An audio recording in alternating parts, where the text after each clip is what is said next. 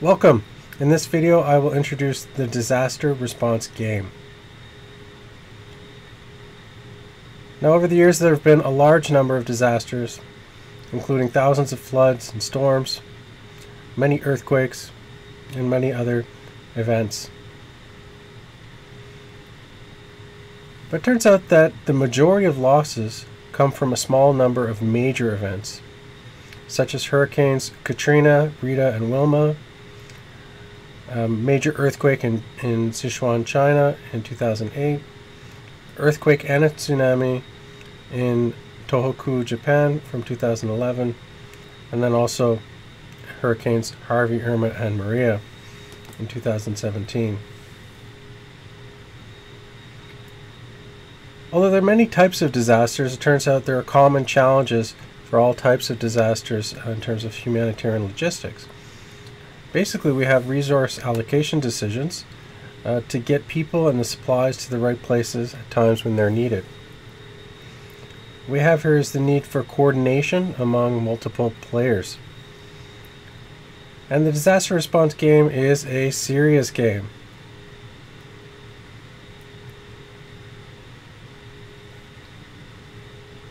So, what's the point of the game? What's the goal of the game? Well, it's simple: to complete all tasks with as few casualties as possible. Here's what the player view of the game looks like.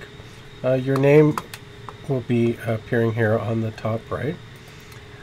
The role that the player has in the game, it's a multiplayer game, can be here. If a player has multiple roles, it can select from the drop-down menu to change their role. We have the alerts that are happening, events that are happening in the game, up in the top here. And when you mouse over, the red highlight comes here with the white text. On the map, we have the disaster location, and then also the resource locations. And if you click on a resource location, then it brings up this menu with more information about the number, the type, and the location, and the number of that resource that is available. The player's tasks and possible actions depend on the role. And so actions include you can move a vehicle, transport supplies, transport team, build shelter, and there's more also in other situations. There's also a messaging feature for communication that can be done between players. And there's also systems notifications. One of the players in some cases has to approve or deny requests when there's authorization required. And so those approval requests and placed for approval or denying the request is in the messaging feature. There are also system messages that come through the messaging feature, such as when there are more casualties that occur in the game. There is a running count of the number of casualties here, the total, but as more casualties occur, there will also be a message sent to notify everyone in the game, all the players. Another important part here is the resources tab. This gives the location and ownership of supplies, teams, and vehicles for other players. The map shows only the resources for the current player, for yourself if you're logged in. But to see what other players have, you can use the resources tab. So as I said, the map shows your resources only. I need to click resources to see the other players' resources. Gameplay happens one day at a time, and one group member is usually given the role of the manager of the group. And so when all the members of the group are ready to move the day forward, there's a drop-down menu here to move the day forward for the one player who has that ability.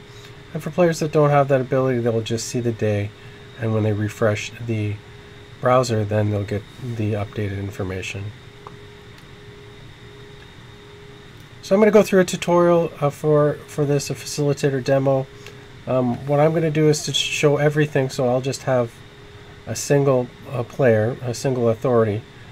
In all the cases, there will be multiple players having them, so I'm going to have a single role to be able to do all of the tasks. So I'm going to demonstrate how to transport supplies, in this case water. Another part will be to distribute the supplies, distribute the water in this case. And then the other part is to build a shelter, but before I can build the shelter I need to transport the supplies, which is the construction materials and then also the team. And so to be able to transport the supplies we're going to need a vehicle and the supplies at the same location. To be able to transport the team we also need the vehicle and the team at the same location. And to distribute supplies we need supplies in the distribution team at the disaster location. And then we can't build the shelter with the construction team and the construction materials at the disaster location. Now there's a number of actions that can be taken, and most actions will take 1 day to complete. The exception is the change ownership action. When you have multiple players, it's required to change ownership to complete certain tasks, and so you need to work together with other members of the group, other players. And so if you need to change ownership of a resource, that's an action that is immediate once you decide to do so, but all the other tasks will take 1 day to complete. Okay, here I am. I've logged into the system, and as you can see, this disaster location is in Manila in the Philippines. The alerts show that we need water in Manila. At least 200 people are at risk. The storm has broken the water reservoir. We must get drinking water to inhabitants ASAP. There's another alert. If I click the arrow, I can see we also need a shelter in Manila. At least 100 people are at risk. It says the storm has left many people homeless. If I look on the map, I can see my resources in Manila. We have a distribution team already in place. We have the water nearby in Subic Bay, but I don't have a vehicle. Over here in Hong Kong, there's a plane, so we may on day 1 move that vehicle over to get the water, so that in the following day we can then move it to the disaster location, and then finally the day after that distribute the water. If I look at the construction materials for shelter, they're in Kuala Lumpur. Again, there's no plane, so I'm going to want on day 1 to move a plane over there. In Singapore, I do have 3 planes and a construction team. Notice that when there's a star icon, it means there's multiple things, and so we just need to click on it to see how many of each type of resource are there at that location. And here it says the location, which is Singapore.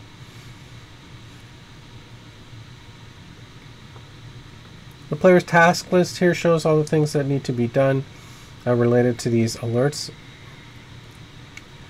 namely related to building a shelter and then getting the water and distribute it to the people in need. If I could do all of these activities on day 1, I would, but I cannot do that. But what I'll start off with is a couple of move vehicles. So I'm going to move a vehicle from a plane from Hong Kong over to Subic Bay where the water is, and click submit. And as you see, if we go into the map, there's an animation that appears showing what's in transit over the next day, and that resource is no longer available for other use because it's been allocated. Now there's no task associated with that because it's just a move vehicle, but we still do get the animation. Now if we do another move vehicle to get a plane from Singapore over to Kuala Lumpur,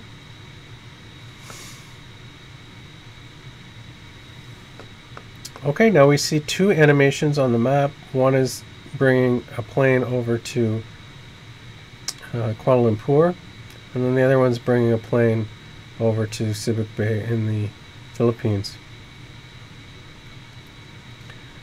Now if I look here, I do have a construction team and a plane in Singapore, so I can right away on the first day transport the team from the construction team from Singapore over to Manila.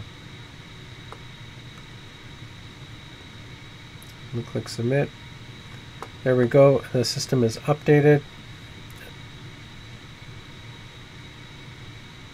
And what we see is 3 things are in transit with the 3 animations. If I go to our task list, we'll see we only have 4 tasks now. That's because transporting the team is in progress. So if we go to the in progress view here, we can see the transport team, and nothing has been completed yet. From here, there's nothing more to do, so we'll move the game day forward to day 2. And when we look at this, we'll see the resources are updated to their new locations. For example, in Manila, at the disaster site, we have a plane, we have a construction team, and we have a distribution team. And then now over in Subic Bay, we have the plane and we have the water, so we'll be able to move that over to the disaster location. And then in Kuala Lumpur, we have the plane and the construction materials for shelter. So on this day too, we'll work on those other tasks of transporting the supplies, the water, and then also transporting the supplies, the construction materials for shelter. So let's go and do that. We'll transport supplies, water. We'll select water as the resource, and then from Subic Bay over to Manila. Click submit. Now that's in transit. You have to zoom in pretty close because they're close to each other. But nonetheless, there's still an animation showing that. The next thing we're going to do is transport supplies for the shelter. In this case, this is the construction materials for shelter from Kuala Lumpur in Malaysia over to Manila. We'll click submit. And as you see, now we have these two animations reflecting the two things that are going on. Up to here, it's a little bit more difficult to see. We have to zoom in to see what both of those items are being are en route to Manila. At this point, if we go and look at our task list, we can see that it's down to 2, distributing the supplies and building the shelter, but we do have in progress tasks, the ones we just initiated, and we have 1 completed task. So at this point, we'll move the day forward to day 3. We'll notice now that there have been casualties that occurred, and so even though we got the water to the disaster location, we did not distribute it yet. So it's important to distribute the water, and we needed the water in the distribution team. We now have that in place, and that's good. Even though there are casualties, there are always casualties. There are often casualties in disasters, unfortunately. What our goal is to minimize the number of casualties. Some of them are avoidable, but if we don't give water, that 200 will increase each day. So we're now in a position to stop it from increasing further, and we're also in a position to build a shelter and prevent for additional loss for the others that are at risk. So for this, I'll go to the actions. We're going to go and distribute the supplies. We have the water in the distribution team in Manila, so we're going to do that. The other thing that we wanted to do is build a shelter. I need the construction materials for shelter and the construction team in Manila, so I can do this. Now in a multiplayer case, there's a need to change ownership so that the person with the task can complete the task that they have. So in our case now, I have no current tasks. I have some tasks that are in progress, and then a number of ones that are completed. And so to complete this, all I need to do is move to day 4. And look at that, the casualty count has not changed, it has not increased. There are no more tasks, in progress tasks, there's only completed tasks. And then there's no alerts. A common question is, when do I know when I'm finished the game? You're finished the game when there are no alerts and there are no more tasks for any player in the game. I hope this video was helpful, and I hope you enjoy playing the disaster response game.